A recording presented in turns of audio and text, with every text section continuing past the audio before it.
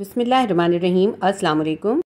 Chemistry class 9 chapter number 3 है periodic table and periodicity of properties. आज मैं आपको इसका सेक्शन भी डिटेल क्वेश्चन करवाऊंगी। इससे पहले मैं आपको सेक्शन भी शॉर्ट क्वेश्चन करवा चुकी हूँ। अगर आप देखना चाहते हैं तो केमिस्ट्री क्लास 9 की प्लेलिस्ट में विजिट कर लीजिएगा। Section C detail question start करते हैं। क्वेश्चन नंबर 1 है discuss in detail the long form of periodic table. मैंने इस चैप्टर की जो एक्सप्लेनेशन की वीडियो बनाई है उसके अंदर मैंने ये long form of periodic table बहुत अच्छी तरह एक्सप्लेन किया है। Long form of periodic table से क्या मतलब है? Long form of periodic table का मतलब है मॉडर्न पीरियोडिक टेबल, वही मॉडर्न पीरियोडिक टेबल जो आपने इस चैप्टर के अंदर स्टडी किया है। ये आपकी बुक में पेज नंबर 59 पे जो टेबल है पीरियोडिक टेबल ऑफ एलिमेंट्स, यही मॉडर्न पीरियोडिक टेबल कहलाता है और यही long form of periodic table कहलाता है। ये मॉडर्न पीरियोडिक टेबल या long form of periodic table मैं इससे पहले एक्सप्लेनेशन की वीडियो में बहुत अच्छी तरह एक्सप्लेन कर चुकी हूँ। अभी मैं आपको इसको शॉर्टली डिस्क्राइब करूंगी और फिर आपको मार्क करवाऊंगी, क्योंकि ये लॉन्ग क्वेश्चन है और इसका काफ़ी लेंदी आंसर है, तो मैं आपको मार्क करा दूंगी। आंसर क्या लिखना है आपने, मैं पहले आपको समझा देती हूँ। इस पीरियोडिक टेबल के अंदर 7 हॉरिजॉन्टल रॉज होती हैं। इस तरह से है 1 2 3 4 5 6 7, ये 7 हॉरिजॉन्टल रॉज हैं इसके अंदर। इनको कहते हैं पीरियड। तो इसके अंदर कितने पीरियड हैं? 7 पीरियड्स हैं। अब आप कहेंगे यहाँ नीचे भी 2 रॉज हैं। ये जो है रॉज नहीं है, ये इन्हीं 6 और 7 पीरियड का ही पार्ट है। तो ये हो गए 7 हॉरिजॉन्टल रॉज या पीरियड्स। अब इस तरह से देखें, ये वर्टिकल कॉलम्स है। इन वर्टिकल कॉलम्स को कहते हैं ग्रुप। कितने ग्रुप्स हैं इसके अंदर? टोटल 18 ग्रुप्स हैं। 7 पीरियड हैं और 18 ग्रुप्स हैं। 18 ग्रुप्स भी 2 तरह के हैं, एक ए है दूसरे बी हैं। 8 ग्रुप जो होते हैं वो ए के हैं और बाकी के 10 जो हैं वो बी ग्रुप हैं। देखिए मैं आपको बताती हूँ किस तरह से। देखिए ये है 1A ग्रुप, ये 2A ग्रुप, ये 3A, 4A, 5A, 6A, 7A और ये 8A ग्रुप। यहाँ तक हो गए 8A ग्रुप। देखें यहाँ से यहाँ तक ये है 8A ग्रुप। अब उसके बाद 9 10 आना चाहिए, लेकिन इसके अंदर 9 10 नहीं होता, बल्कि इसके बाद क्या होता है 1B 2B। अब यहाँ पे देखिए ये है 1B 2B 3B 4B 5B 6B 7B 8B 9B और ये 10B। इसके अंदर बहुत ऊपर क्लियरली लिखा हुआ है, कोई मुश्किल नहीं है इसको समझना, ठीक है। तो ये यहाँ पे कितने आ गए? 10 ग्रुप्स आ गए बी वाले और यहाँ पे थे 8 ग्रुप ए वाले। 8 और 10 कितने हो गए? 18। तो टोटल 18 ग्रुप्स हैं। अच्छा, यहाँ जो नीचे ये आपको हॉरिजॉन्टल 2 लाइंस नजर आ रही हैं, ये जो फर्स्ट लाइन के अंदर एलिमेंट्स हैं ये 6 पीरियड का हिस्सा है। देखिए ये जो 6 पीरियड है ना हमारा, इस 6 पीरियड के अंदर ये तमाम एलिमेंट्स के साथ ये वाले एलिमेंट भी आएंगे। यहाँ स्पेस नहीं होता तो यहाँ पे इन्होंने एक ब्लॉक देके इन सारे एलिमेंट्स को यहाँ पे दिखा दिया है, ठीक है। इसी तरह ये जो लास्ट वाली लाइन है ये 7 पीरियड का हिस्सा है। ये देखिए 7 पीरियड है ना, ये इस तरह, इसमें ये सारे एलिमेंट आएंगे और यहाँ पे इसकी जगह पे ये सारे एलिमेंट आएंगे। क्योंकि इतना बड़ा टेबल बनाना मुश्किल था, इसलिए 6 पीरियड के एलिमेंट यहाँ दे दिए और 7 पीरियड के एलिमेंट यहाँ दे दिए। ये मैंने आपको बुक से समझा दिया। ये जो मॉडर्न पीरियोडिक टेबल है मैं अब आपको थोड़ा सा चार्ट के अंदर बताऊंगी, क्योंकि इसके अंदर आपको ज़्यादा क्लियर समझ में आएगा। तो जैसे मैंने अभी आपको बताया कि इसके अंदर 7 पीरियड्स हैं, 1 2 3 4 5 6 7, ये 7 पीरियड हैं। इसके अंदर देखिए पहला जो पीरियड है ये वाला है, इसके अंदर कितने एलिमेंट हैं? 1 और 2। इसके अंदर सिर्फ 2 एलिमेंट है, तो ये शॉर्ट पीरियड है। सेकेंड पीरियड को देखें 1 2 3 4 5 6 7 8, इसके अंदर 8 एलिमेंट है, ये भी शॉर्ट पीरियड है।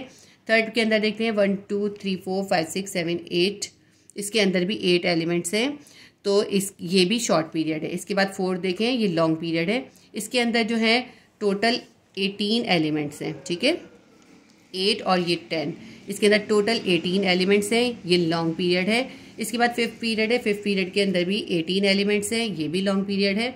उसके बाद 6th पीरियड है, ये लॉन्गेस्ट पीरियड कहलाता है। 6th पीरियड लॉन्गेस्ट पीरियड कहलाता है। इस लॉन्गेस्ट पीरियड के अंदर देखें ये पूरे 18 एलिमेंट्स हैं, लेकिन इस 18 एलिमेंट्स के अलावा इसके अंदर और भी एलिमेंट्स हैं। ये तमाम एलिमेंट भी 6 पीरियड के अंदर आते हैं। 6th पीरियड जो है लॉन्गेस्ट पीरियड है।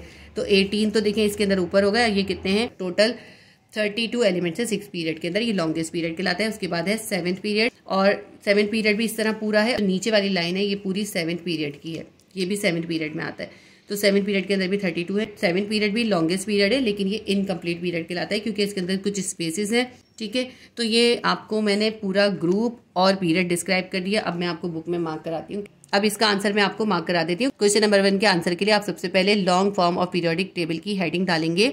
उसके बाद इसका आंसर आप यहाँ से लिखेंगे, periodic table is compose with 7 rows and 18 columns. Periodic table के अंदर 7 रोज और 18 कॉलम होते हैं। उसके बाद आप पीरियड्स की हेडिंग डालें और उसके बाद लिखें there are 7 horizontal rows in periodic table known as periods. Periodic table के अंदर 7 हॉरिजॉन्टल रॉज होती हैं जिनको पीरियड कहते हैं। In period physical and chemical property changes from left to right. Periods के अंदर एलिमेंट्स की फिजिकल और केमिकल प्रॉपर्टीज लेफ्ट से राइट साइड की तरफ जाते हुए चेंज होती हैं। Elements of a period show different properties because the electronic configuration continuously changing within a period. Electronic configuration क्योंकि पीरियड्स के अंदर जैसे जैसे हम लेफ्ट से राइट की तरफ जाते हैं एलिमेंट्स की इलेक्ट्रॉनिक कॉन्फिगरेशन चेंज हो रही होती है, इसलिए एक ही पीरियड के एलिमेंट्स जो होते हैं वो डिफरेंट प्रॉपर्टीज शो करते हैं। These periods are categorize as short period and long period. Periods को 2 हिस्सों में डिवाइड किया जाता है, शॉर्ट पीरियड और long period, which are as follows. ये शॉर्ट पीरियड और लॉन्ग पीरियड कौन से हैं? First period is the shortest period. It contains only 2 elements, hydrogen and helium. K shell is filled in this period. क्योंकि ये जो first period है इसके अंदर जो हाइड्रोजन और हीलियम है ये दोनों छोटे एटम हैं और इनके पास बहुत कम इलेक्ट्रॉन होते हैं, इसलिए इनके सिर्फ के शेल ही फिल्ड होते हैं। इसके बाद हम देखते हैं सेकंड और थर्ड पीरियड। सेकंड और थर्ड पीरियड शॉर्ट पीरियड होते हैं। They contain 8 elements. In these periods L and M shells are being filled by electron. Second और थर्ड पीरियड के अंदर जो एलिमेंट्स होते हैं उनके एल शेल और एम शेल पार्शियली या फिर कंप्लीटली फिल होते हैं। इन पीरियड्स के एलिमेंट्स के एम शेल जो होंगे उनके अंदर भी इलेक्ट्रॉन्स होंगे। Second period contain lithium, barium, boron, carbon, nitrogen, fluorine and neon. Third period contain sodium, magnesium, aluminium, silicon, phosphorus, sulphur, chlorine and argon. ठीक है, ये हो गया हमारा शॉर्ट पीरियड या सेकेंड और थर्ड पीरियड। उसके बाद है फोर्थ और फिफ्थ पीरियड, ये होते हैं long period. Each long period contain 18 elements. 18 elements होंगे इनके अंदर। इन एलिमेंट्स के के और एल शेल मुकम्मल कंप्लीटली फिल होते हैं और एम और एन शेल के अंदर भी इलेक्ट्रॉन्स होते हैं। Fourth period start from potassium and and on krypton. Fourth period जो है पोटेशियम से स्टार्ट होता है, क्रिप्टॉन पे खत्म होता है। और फिफ्थ पीरियड जो है वो रुबेडियम से स्टार्ट होता है और जिनॉन पे खत्म होता है। इसके बाद है सिक्स पीरियड। सिक्स पीरियड है longest period because it contain 32 elements. 14 elements in bottom are named as lanthanides. Six period के जो 14 एलिमेंट्स नीचे अलग से होते हैं ना, मैंने अभी आपको दिखाए थे, तो वो कहलाते हैं lanthanides. Six period start from caesium and end with radon.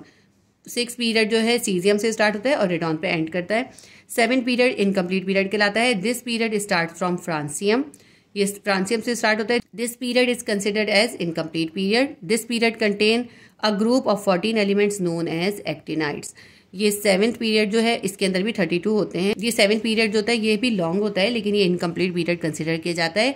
This period contain 14 elements known as actinide. इस पीरियड के अंदर भी 14 एलिमेंट्स होते हैं जो कि एक्टिनाइट्स कहलाते हैं और ये मैंने आपको चार्ट में दिखाई थी, लेकिन लास्ट रॉ थी जिसके अंदर 14 एलिमेंट्स एक्टिनाइट्स थे। ये हो गए सारे हमारे सेवेंथ पीरियड। इसके बाद हम लिखेंगे all period except the first period start with an alkali metal and end at a noble gas. तमाम पीरियड जो होते हैं सिवाय फर्स्ट पीरियड के, बाकी तमाम पीरियड जो है वो अल्कली मेटल से स्टार्ट होते हैं और नोबल गैस पे एंड करते हैं। इसके बाद आप ये काट दें, इट इज ऑब्जर्व को the number of elements are fix in each period. हर पीरियड के अंदर एलिमेंट्स का नंबर फिक्स्ड है। ठीक है, बस यहाँ तक लिख लें। ऑल से लेके पीरियड तक कंप्लीट हो जाएगा। अब हमारे ये पीरियड्स कंप्लीट हो गए। अब इसके बाद हम ग्रुप्स की हेडिंग डालेंगे और लिखेंगे there are 18 vertical columns in periodic table known as groups. Periodic table के अंदर 18 वर्टिकल कॉलम्स होते हैं जिन्हें ग्रुप कहते हैं। The sub group are divided on the basis of their similar properties A and B. Elements की similar properties की base पर ए और बी ग्रुप के अंदर उनको प्लेस किया जाता है। ग्रुप ए के जो एलिमेंट होते हैं वो रिप्रेजेंटेटिव एलिमेंट कहलाते हैं और जो ग्रुप बी के एलिमेंट्स होते हैं वो ट्रांजिशन एलिमेंट्स कहलाते हैं। The element of sub group A are called main और representative elements and the element of sub group B are called transition elements. इसके बाद हम लिखेंगे the group number indicate total number of electron in valence shell of the element. ये बहुत अहम point है कि ग्रुप का जो नंबर है वो बताता है कि उस ग्रुप के अंदर जितने भी एलिमेंट हैं उनके वैलेंस शेल में कितने इलेक्ट्रॉन्स है। जैसे अगर ग्रुप का नंबर 1 है, इसका मतलब है उस ग्रुप के अंदर जितने एलिमेंट्स हैं उन सब के वैलेंस शेल के अंदर, या यूं कह लें उनके पास जो वैलेंस इलेक्ट्रॉन है वो 1 होंगे। अब मैं आपको ग्रुप भी पढ़ा देती हूँ। ये मैंने आपको वैसे पहले डिस्क्राइब किया हुआ है इसलिए मैं आपको थोड़ा सा शॉर्टली बता रही हूँ।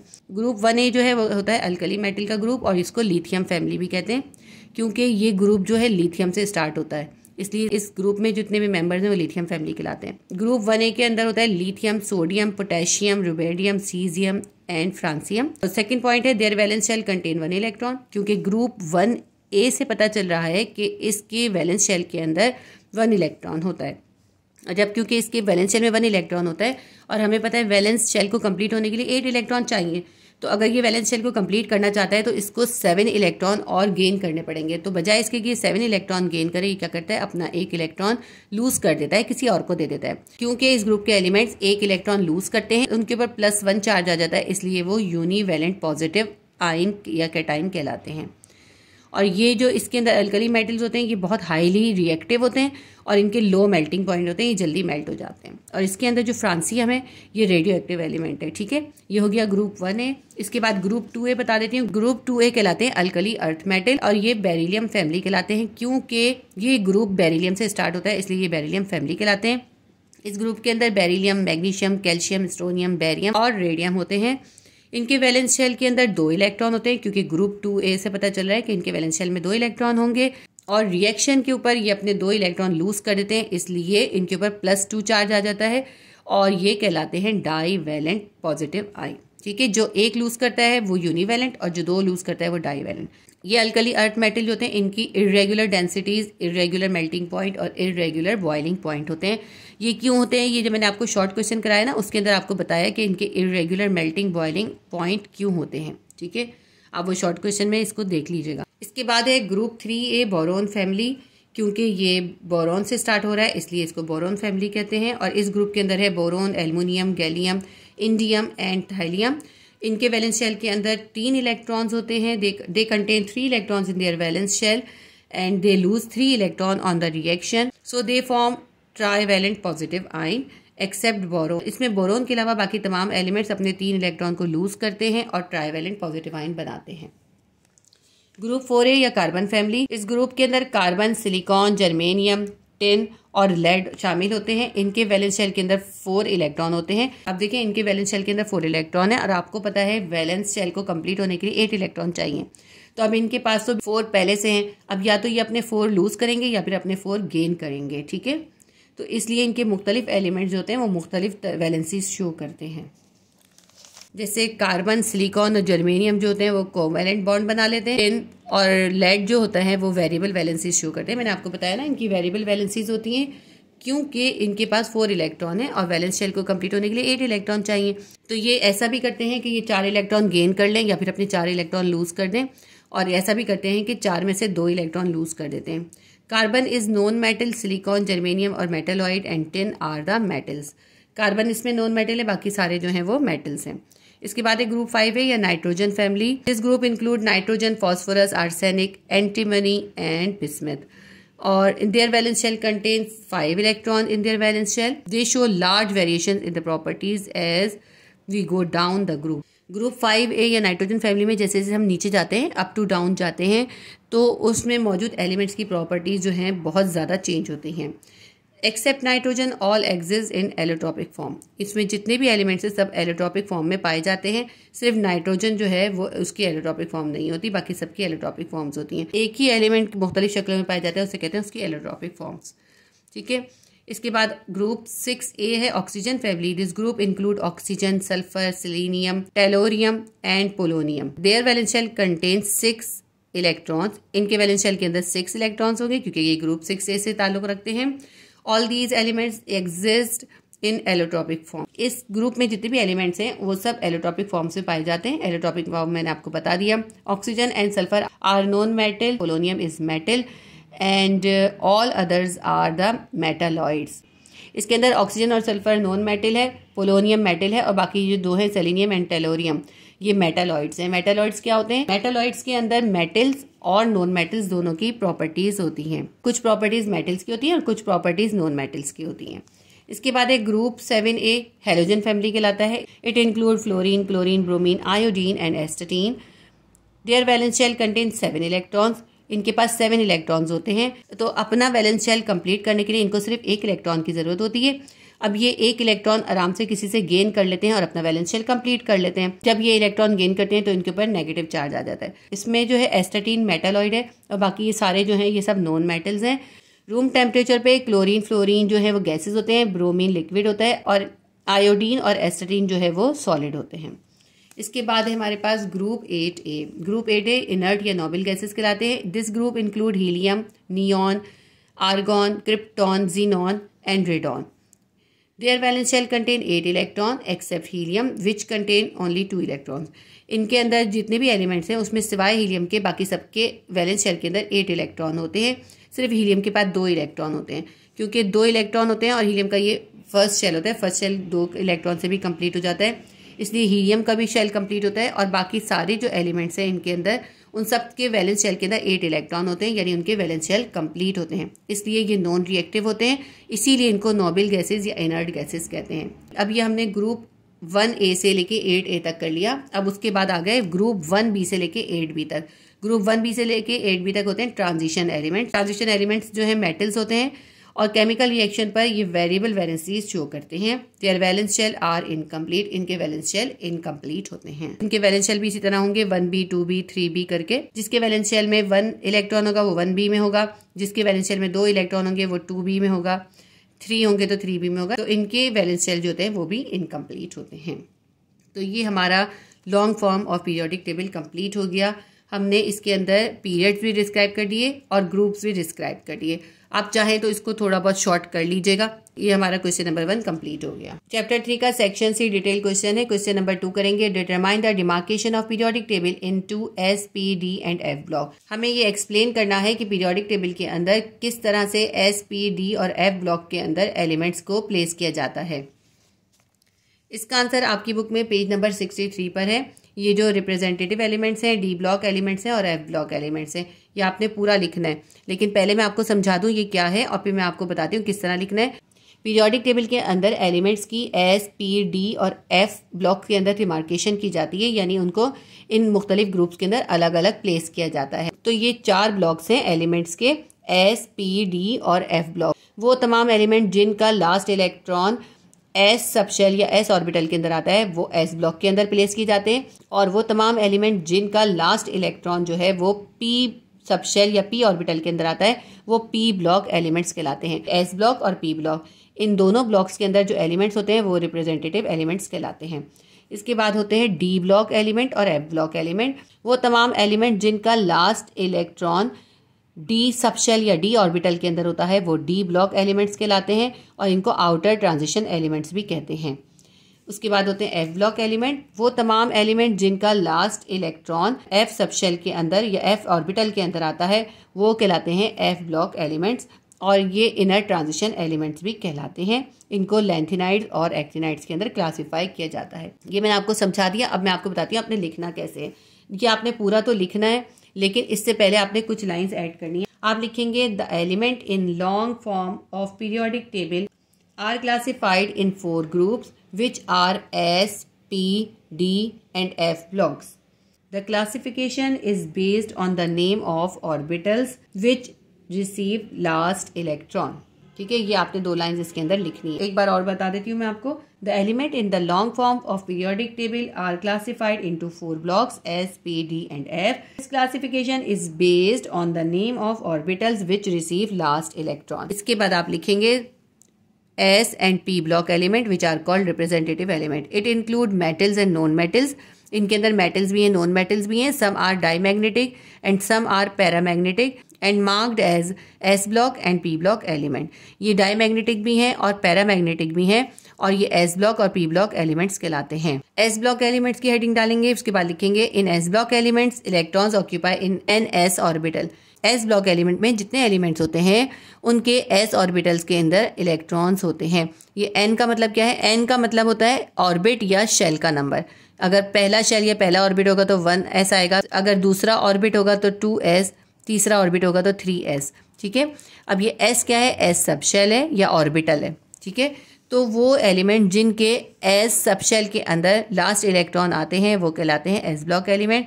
The elements of group 1A and 2A are S blocked element. जो ग्रुप 1A और 2A है वो तमाम एलिमेंट्स S ब्लॉक एलिमेंट्स में आते हैं। Their electronic configuration varies NS1 to NS2। इनकी इलेक्ट्रॉनिक कॉन्फ़िगरेशन क्या होगी? NS1 या फिर NS2। क्योंकि देखिए S सबशेल के अंदर ज़्यादा से ज़्यादा 2 इलेक्ट्रॉन आ सकते हैं, तो या तो एक आएगा उनके S सबशेल में इलेक्ट्रॉन या फिर 2 इलेक्ट्रॉन आएंगे, क्योंकि 2 से ज़्यादा नहीं आ सकते।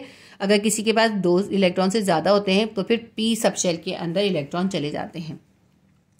इसके बाद है P block element. In P block elements electron begin to fill np1 to np6। P block elements के अंदर जो इलेक्ट्रॉन्स होते हैं वो पी सबशेल या पी ऑर्बिटल के अंदर होते हैं। पी सबशेल या पी ऑर्बिटल के अंदर ज्यादा से ज्यादा 6 इलेक्ट्रॉन आ सकते हैं और कम से कम 1 इलेक्ट्रॉन, यानी 1 से लेकर 6 इलेक्ट्रॉन तक पी ब्लॉक के अंदर आ सकते हैं। 6 से ज्यादा होते हैं तो फिर डी ब्लॉक में चले जाते हैं। Elements of group 3a and 7a and 0 group except helium also P block element. जो ग्रुप 3a है और 7a है और 0 ग्रुप यानी 8a ग्रुप जो है उसमें हीलियम के अलावा बाकी सारे जो है वो पी ब्लॉक एलिमेंट है, क्योंकि हीलियम के पास तो होते ही 2 इलेक्ट्रॉन है ना, दोनों इलेक्ट्रॉन s ऑर्बिटल के अंदर ही कंप्लीट हो जाएंगे। इसके बाद है डी ब्लॉक एलिमेंट या outer transition element. These elements are metals. ये जो डी ब्लॉक एलिमेंट्स है ये मेटल्स हैं and their properties are different from metals of representative elements. इनके अंदर भी मेटल्स हैं और रिप्रेजेंटेटिव एलिमेंट्स के अंदर भी मेटल्स हैं, लेकिन डी ब्लॉक के अंदर जो मेटल्स हैं उनकी और एस और पी ब्लॉक की मेटल्स की प्रॉपर्टीज बिल्कुल डिफरेंट होती हैं मेटल्स ही मगर उनकी प्रॉपर्टीज बिल्कुल अलग हैं। Melting point, boiling point, variable oxidation state and colour compounds वगैरह, इनकी कौन कौन सी चीज़ें डिफरेंट होती हैं? इनके melting point, boiling point, oxidation और इनके कलर कंपाउंड्स वगैरह भी पी और एस ब्लॉक के मेटल से डिफरेंट होता है। In these elements electrons fill in ns2 n-1 d1 to 10 orbitals. अब ये जो इलेक्ट्रॉनिक कॉन्फ़िगरेशन है ना डी ब्लॉक की और एफ ब्लॉक की, काफ़ी कॉम्प्लिकेटेड है।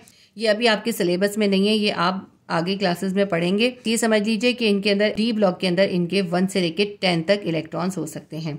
ठीक है। D block elements consist of 3 series. D block element की 3 सीरीज होती हैं। इसके बाद है F block element, inner transition element, the element in which inner F orbitals is filled.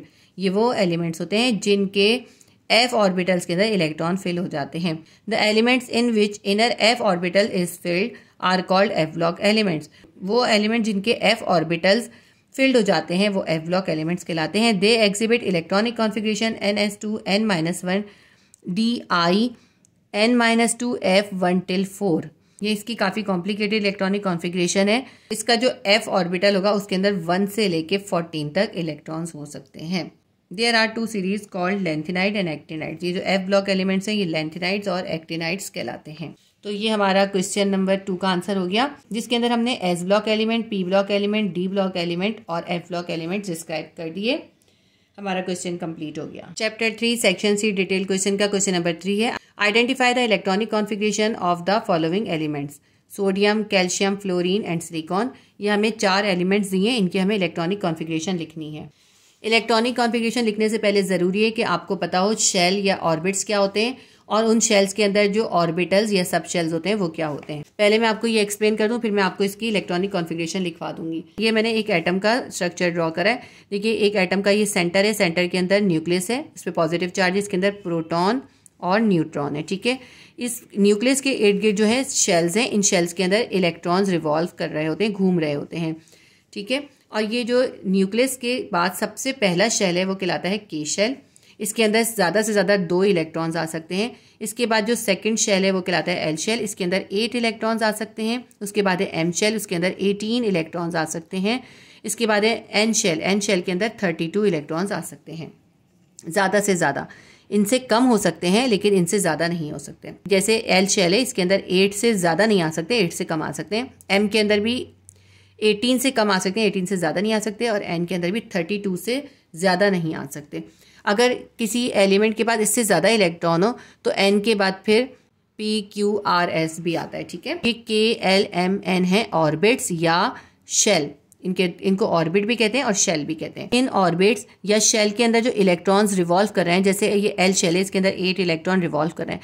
ये बिल्कुल एक सीधे पैथ के ऊपर रिवॉल्व नहीं करते। इनमें से कुछ इलेक्ट्रॉन्स जो होते हैं वो एंगुलर मूवमेंट कर रहे होते हैं, यानी अपने शेल से थोड़ा सा हट के एंगुलर मूवमेंट करते हैं। उस एंगुलर मूवमेंट की वजह से उस शेल के अंदर ऑर्बिटल्स या सब शेल बन जाते हैं। और ये एंगुलर मूवमेंट जिस शेप की हो रही है उसके ऊपर उनके ऑर्बिटल्स का नाम दिया जाता है। अगर एंगुलर मूवमेंट स्फेरिकल हो रही होती है तो एस ऑर्बिटल कहलाते हैं, और अगर इलेक्ट्रॉन की एंगुलर मूवमेंट डम बेल शेप की होती है तो पी ऑर्बिटल्स कहलाते हैं। तमाम शेल्स के अंदर मुख्तलिफ सब शेल्स होते हैं। अब मैं आपको बताती हूँ कैसे। के शेल के अंदर सिर्फ एक ही सब शेल या ऑर्बिटल होता है जिसे कहते हैं एस, और इस S के अंदर ज़्यादा से ज़्यादा 2 इलेक्ट्रॉन आ सकते हैं। उसके बाद जो L शेल या L ऑर्बिट है, इसके अंदर S और P ऑर्बिटल्स या सब शेल्स होते हैं। S के अंदर ज़्यादा से ज़्यादा 2 आ सकते हैं और P के अंदर 1 से लेके 6 तक आ सकते हैं। फिर उसके बाद M शेल या M ऑर्बिट के अंदर S, P और D ऑर्बिटल्स या सब शेल्स होते हैं। S के अंदर 2, P के अंदर ज़्यादा से ज़्यादा 6 और D के अंदर ज़्यादा से ज़्यादा 10 इलेक्ट्रॉन्स आ सकते हैं। N शेल या N ऑर्बिट के अंदर S, P, D और F सब शेल होते हैं। S के अंदर 2, P के अंदर ज़्यादा से ज़्यादा 6, D के अंदर ज़्यादा से ज़्यादा 10 और F के अंदर 1 से लेके 14 तक इलेक्ट्रॉन्स आ सकते हैं। ठीक है, ये मैंने आपको बता दिया। S, P, D, F क्या है? S, P, D, F orbitals हैं। एक ही शेल के अंदर जब इलेक्ट्रॉन्स थोड़ी सी हटके मूवमेंट कर रहे होते हैं, वो इलेक्ट्रॉन उस शेल का ही हिस्सा होते हैं, लेकिन वो उससे क्योंकि थोड़ा हटके मूवमेंट कर रहे होते हैं, इसलिए उस शेल के वो ऑर्बिटल्स कहलाते हैं। और हर शेल के ऑर्बिटल्स मुख्तलिफ होते हैं। ठीक है, तो ये मैंने आपको बेसिक कॉन्सेप्ट बता दिया। अब मैं आपको इलेक्ट्रॉनिक कॉन्फ़िगरेशन लिखना सिखाऊंगी। वैसे मैंने इलेक्ट्रॉनिक कॉन्फ़िगरेशन 2nd चैप्टर के अंदर बहुत अच्छी तरह सिखाई है। अगर आपको नहीं आती तो आप केमिस्ट्री क्लास 9 की प्लेलिस्ट के अंदर विजिट कर लीजिएगा, उसके अंदर आपको इलेक्ट्रॉनिक कॉन्फ़िगरेशन की वीडियो मिल जाएगी। अब हम लिखेंगे सोडियम की इलेक्ट्रॉनिक कॉन्फ़िगरेशन। तो इलेक्ट्रॉनिक कॉन्फ़िगरेशन लिखने के लिए ज़रूरी है कि हमें एटॉमिक नंबर मालूम हो। सोडियम का एटॉमिक नंबर यानी Z कितना होता है? सोडियम का एटॉमिक नंबर होता है 11, यानी सोडियम के पास 11 प्रोटॉन्स होते हैं। जितने प्रोटॉन्स होते हैं उतने इलेक्ट्रॉन्स होते हैं, यानी 11 ही इलेक्ट्रॉन्स होते हैं। ये जो नंबर ऑफ इलेक्ट्रॉन्स होते हैं, इससे ही इलेक्ट्रॉनिक कॉन्फ़िगरेशन लिखी जाती है। देखिए, सबसे पहला जो होता है शेल, वो होता है 1। ठीक है, 1 शेल है। 1 शेल के अंदर सिर्फ एक ही सब शेल या ऑर्बिटल होता है, वो होता है S। और S के अंदर ज़्यादा से ज़्यादा सिर्फ 2 इलेक्ट्रॉन्स आ सकते हैं। ये हमारा पहला शेल कंप्लीट हो गया। इसके बाद हम लिखेंगे, इसके अंदर सेकंड शेल स्टार्ट हो जाएगा। सेकंड शेल के अंदर S और P होता है। ठीक है, S और P होता है। 1 का मतलब है ये पहले शेल का ऑर्बिटल है, और 2 का मतलब है ये S और P जो है सेकंड शेल या सेकंड ऑर्बिट के सब शेल्स या ऑर्बिटल्स हैं। ठीक है, तो S के अंदर ज़्यादातर 2 आ सकते हैं और P के अंदर ज़्यादा से ज़्यादा 6 आ सकते हैं। यहाँ पे हम लिख देते हैं 6। ये हमारा फर्स्ट शेल यानी K शेल कंप्लीट हो गया, और सेकंड शेल यानी L शेल भी कंप्लीट हो गया, क्योंकि L शेल के अंदर ज़्यादा से ज़्यादा 8 इलेक्ट्रॉन्स आ सकते हैं। 6 और 2 कितने हो गए? 8। टोटल हम गिनते कितने हो गए? 6 और 2 और 2, 8, 9, 10 इलेक्ट्रॉन्स हमारे प्लेस हो गए। हमारे पास सिर्फ एक इलेक्ट्रॉन बचा। अब वो इलेक्ट्रॉन कहाँ जाएगा? वो थर्ड शेल के अंदर चला जाएगा। हम लिखेंगे 3s, यानी थर्ड शेल का पहला ऑर्बिटल क्या होगा? S होता है। S के अंदर ज़्यादा से ज़्यादा 2 इलेक्ट्रॉन्स आ सकते हैं, लेकिन यहाँ पे सिर्फ एक ही इलेक्ट्रॉन बचे, तो यहाँ पे 1 आ जाएगा।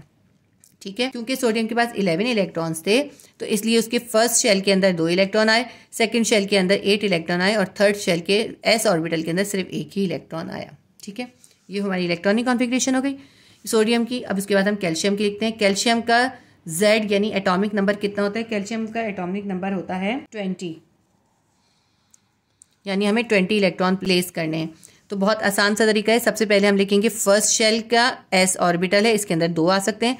फिर हम सेकंड शेल का S और P ऑर्बिटल है, 2s 2p, इसके अंदर S के अंदर 2 ही आ सकते हैं, P के अंदर ज़्यादा 6 आ सकते हैं। इसके बाद ये हमारा फर्स्ट शेल और सेकंड शेल कंप्लीट हो गया। इसके बाद हम थर्ड शेल स्टार्ट करते हैं। थर्ड शेल के अंदर पहले S होगा, फिर थर्ड शेल के अंदर P होगा, फिर उसके बाद D होगा, S-P-D।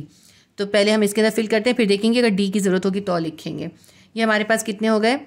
S के अंदर आ जाएंगे 2। अब पहले इसको हम काउंट कर लेते हैं, फिर लिखेंगे P में कितने आएंगे। 2, 6, 2 और 2 कितने हो गए?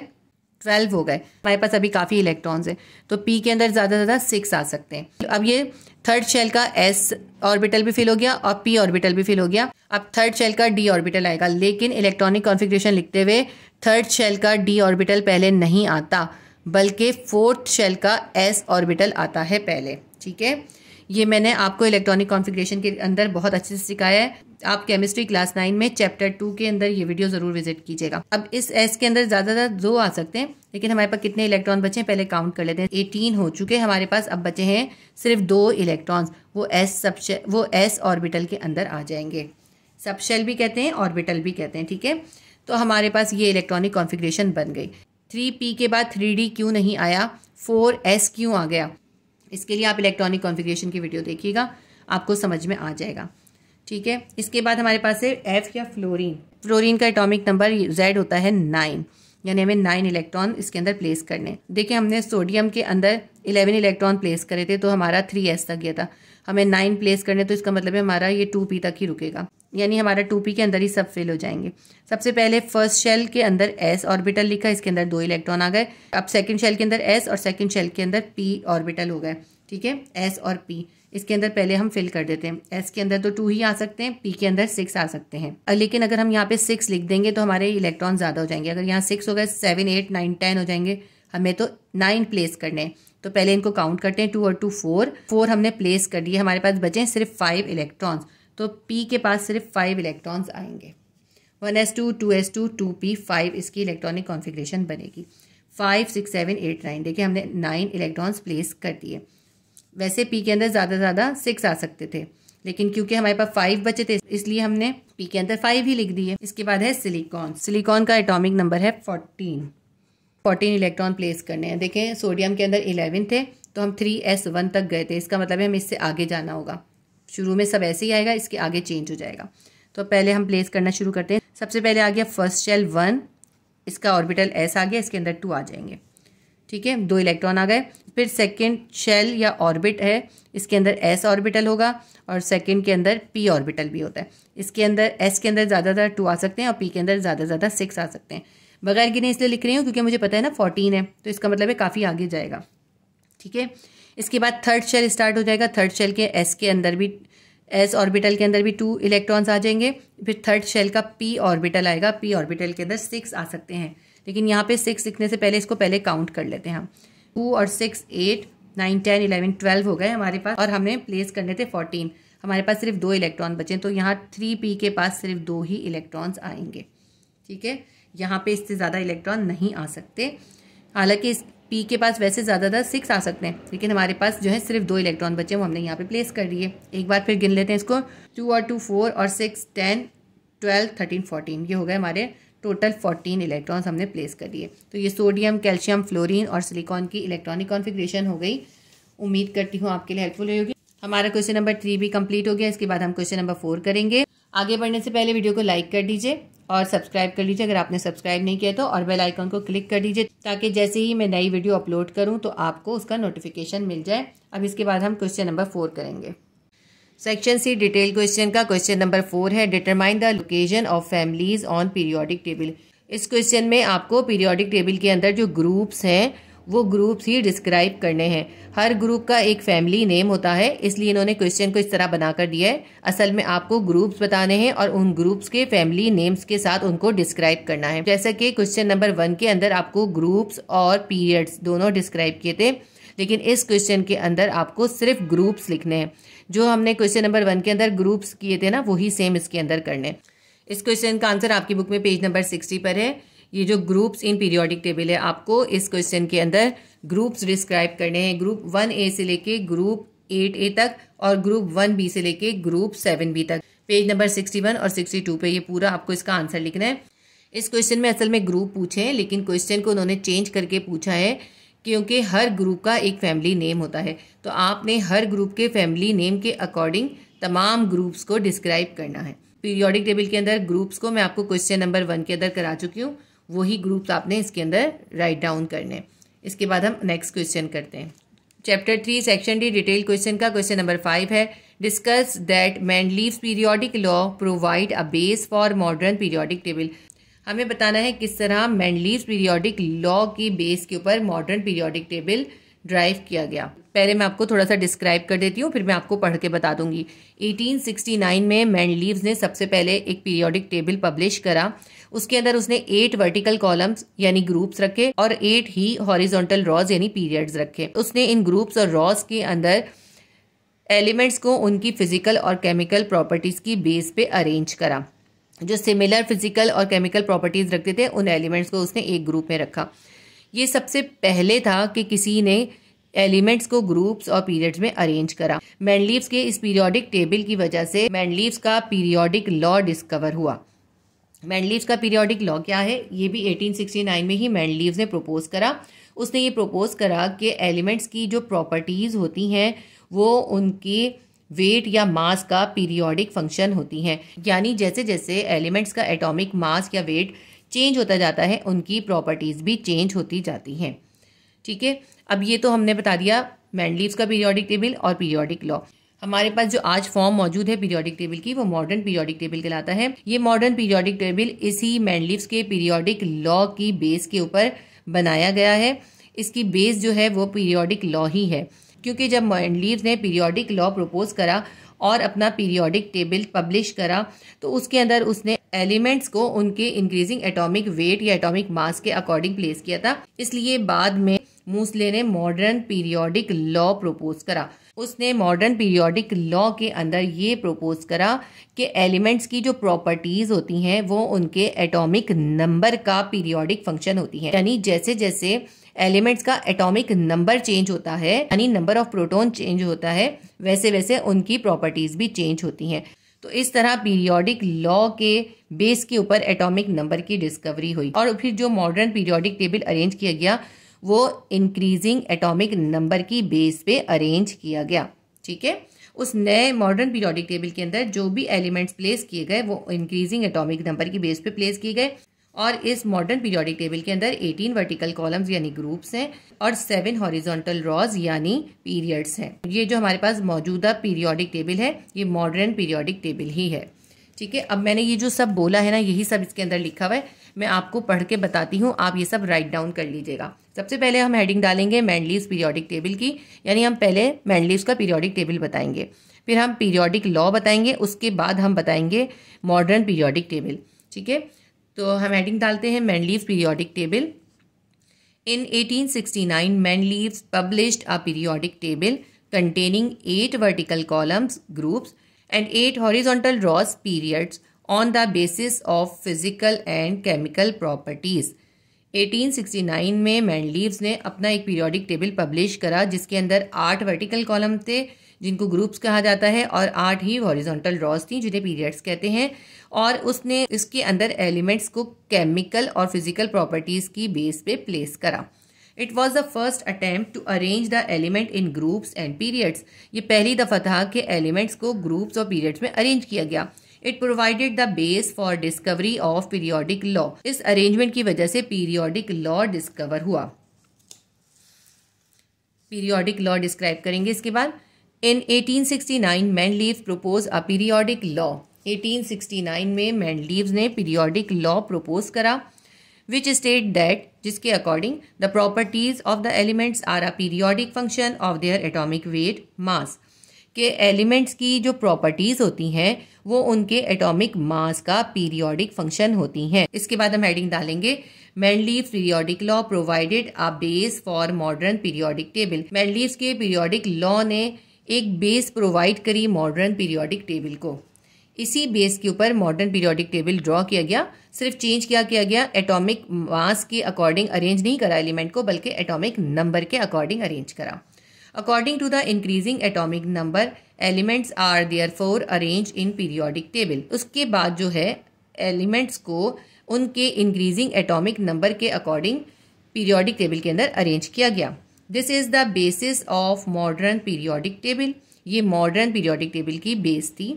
Modern periodic table is based on periodic law. Modern periodic table periodic law के ऊपर बेस है। The table is arrange elements in order of their atomic numbers. इस टेबल में एलिमेंट्स को उनके एटॉमिक नंबर के अकॉर्डिंग अरेंज किया गया। Modern periodic table is the present form of periodic table. ये जो हमारे पास आज पीरियोडिक टेबल है ये मॉडर्न पीरियोडिक टेबल है। It consist of 18 vertical columns, groups. इसके अंदर 18 वर्टिकल कॉलम्स या ग्रुप्स हैं एंड 7 हॉरिजॉन्टल रॉज, पीरियड्स, और 7 हॉरिजॉन्टल रॉज या पीरियड्स हैं। तो ये क्वेश्चन का आंसर कंप्लीट हो गया। देखिए लॉन्ग क्वेश्चन है, इसका हम सिर्फ इतना शॉर्ट आंसर नहीं लिख सकते, हमें इसका थोड़ा सा बैकग्राउंड देना पड़ेगा। लॉन्ग क्वेश्चन के अंदर हमें कम से कम इतना लिखना चाहिए। मैं एक बार और इसको रीड कर देती हूँ, आप फिर इसको नोट डाउन कर लीजिएगा। Mendeleev's periodic table. In 1869, Mendeleev published a periodic table containing 8 vertical columns, groups, and 8 horizontal rows, periods, on the basis of physical and chemical properties. It was the first attempt to arrange the elements in groups and periods. It provided the base for discovery of periodic law. Periodic law की definition डालेंगे। In 1869, Mendeleev proposed a periodic law which states that the properties of the elements are a periodic function of their atomic weight mass. इसके बाद हम last para लिखेंगे. Mendeleev's periodic law provided a base for modern periodic table. According to the increasing atomic number Z, elements are therefore arranged in periodic table. This is the basis of modern periodic table. Modern periodic table is based on periodic law. The table is arranged elements in order of their atomic numbers. Modern periodic table is the present form of periodic table. It consists of 18 vertical columns, groups and 7 horizontal rows. ये हमारा question number 5 complete हो गया. इसके बाद question number 6 करेंगे. Section से detail question का question number 6 करेंगे. Explain how shielding effect influence the periodic trend. हमें पीरियोडिक ट्रेंड के अंदर शील्डिंग इफेक्ट का इन्फ्लुएंस एक्सप्लेन करना है. इसका आंसर आपकी बुक में पेज नंबर 66 पर है.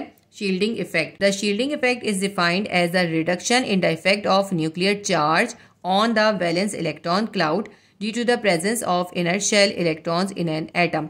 शील्डिंग इफेक्ट असल में वो इफेक्ट है जिसकी वजह से जो वैलेंस इलेक्ट्रॉन होते हैं उनके ऊपर न्यूक्लियर चार्ज का इफेक्ट कम हो जाता है.